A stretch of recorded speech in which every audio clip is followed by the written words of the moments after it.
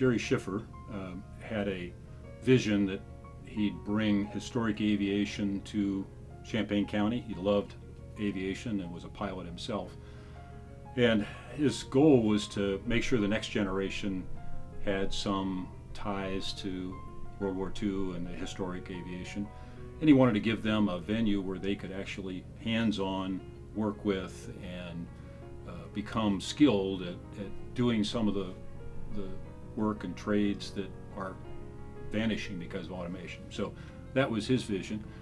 The seed, I think, was planted years before, and he met a gentleman by the name of Tom Riley who told him that he could find and locate used parts to B-17s, and they could be sandblasted, dusted off, and they repainted and put together. And so Jerry, as I understand it, ordered every available piece of a B-17 in the country that he could find. Had them shipped in on 18-wheel tractor trailers. Unfortunately, the day the first shipment arrived, he took off to his lodge in Montana and crashed his plane and died. The family has taken on that mantra. They've maintained the project, agreed to see it to completion, used the Schiffer Trust to build the museum, and now it's turned into a 501c3 that's community owned, has its own independent board, and it's really dependent on contributions and community support, national support. It takes that to get the project done. So the short story is that 2 years of trying to dust things off and sandblast and put them back together turned out to be impossible. So a decision was made: take it apart, make a template for new parts, build new parts, shape them, bend them, heat treat them, paint them, coat them with epoxy paint, and put it back together again. And that's basically what's going. So this is really not a restoration. This is a reconstruction of an airworthy B-17. It's building 90%, 85% new B-17.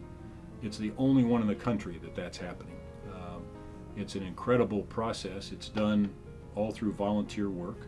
The project is now in its 13th year, and the fuselage is assembled. The big project now is the wings. The wings are 25 feet of interior wing that contains the two engine mounts and all the fuel cells. There's another section that goes beyond that that's 18 feet, and then there's a wingtip. So the gentlemen that are working on the inner wing have been doing that for 9 years, and now we're finally getting to the stage where we're putting ribs between the two spars. And they still have to build the left wing, so that's just the right one. We have people that drive in from Florida and spend a couple weeks here. We have people that come from England to spend 2 weeks and work on the plane.